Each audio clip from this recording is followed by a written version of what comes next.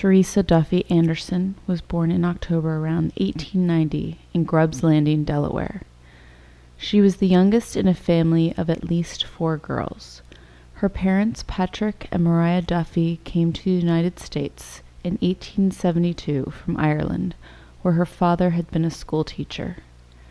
The family settled in Philadelphia, where she went to school and eventually met her husband, John Shriver Anderson.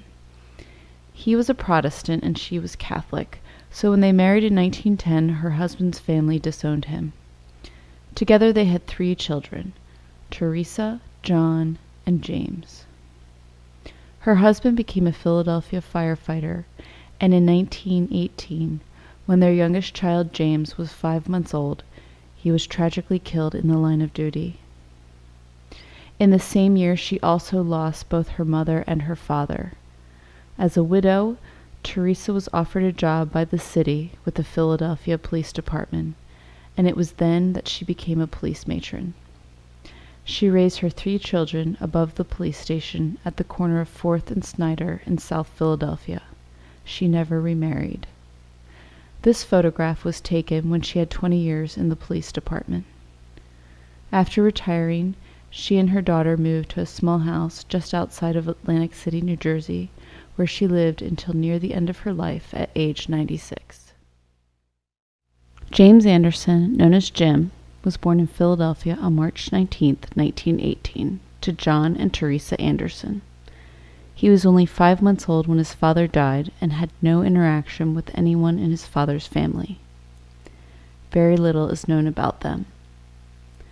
The streets of South Philly were his playground, and he had a knack for mischief. Amongst his friends were some of the Hollowell brothers, which is how he met his future wife, Honey. They had 5 children, James, Elizabeth, John, Maureen, and Kathleen. They primarily raised their children in a home they bought in Folsom, a suburb of Philadelphia. He was a sheet metal mechanic and eventually came to work in aviation, making helicopters and ending up in management later in his career. He worked for Piasecki, Boeing, and MBB. After retirement, he helped start the American Helicopter Museum in Westchester, Pennsylvania, working to restore helicopters for the museum's collection. He was a devoted family man and member of the Knights of Columbus, and he was known for his love of life, his adventurous spirit, and his wisecracking jokes and stories. After a brief battle with lung cancer, he died on December 14, 2008, at the age of 90. Jim and Honey knew each other through her brothers for several years as young teenagers before they started dating. They dated for many years before getting engaged. Together they belonged to a motorcycle club, where Honey would ride on the back of Jim's Harley on outings with the club. Occasionally, on overnight trips, Honey would be allowed to go as long as she was chaperoned by her future sister-in-law, Teresa. Jim also owned an airplane, a J-2 Piper Cub. He sold it to buy Honey an engagement ring. They were married in November of 1941 at the Bellevue Stratford in Philadelphia, and they traveled by train to Miami for their honeymoon. Samuel Hallowell is believed to have been born around 1878 in Philadelphia, and his wife, Elizabeth Anderson, known as Lizzie, is believed to have been born around 1885 in Brooklyn, New York. Her father was a Danish shipbuilder named Jacob Anderson. Together they had 6 children, Samuel, Enos, Irvin, Grover, Elizabeth, and Harry. They are pictured here with their oldest child, Samuel Jr. They primarily raised their children in Philadelphia, although they did farm for some time in Parksburg, Pennsylvania. Samuel died in 1923, when the youngest child, Harry, was only 2 years old. Lizzie became a single mother widow, raising several children during the Great Depression. The story is that she scrubbed laundry and did cleaning to make ends meet. They were very poor, and she had a difficult life. In her later years, she went to live in New Jersey with her son and daughter-in-law.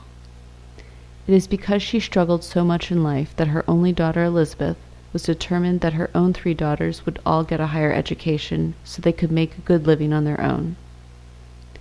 She died in 1969 and is buried at Fernwood Cemetery. Elizabeth Hallowell was born in February of 1919, the fifth of 6 children and the only daughter of Samuel and Elizabeth Hallowell. As a child, she was known as Honey, and later, as an adult, she was called Betty. She was 4 when her father died, and she mostly grew up in South Philly, where they were very poor. She converted to Catholicism sometime before her marriage in 1941. Throughout her life, she remained close with her younger brother Harry, but did not do so with her older brothers. When she was first married, she worked sewing leather in a factory in Philadelphia. She raised 5 children, and when they were grown, she worked as a sales associate for Clover, the department store spin-off of Strawbridge and Clothier. Throughout his life, she was a good sport and willing sidekick to her husband's adventurous antics. She's a loving and supportive grandmother, and she has a good sense of humor.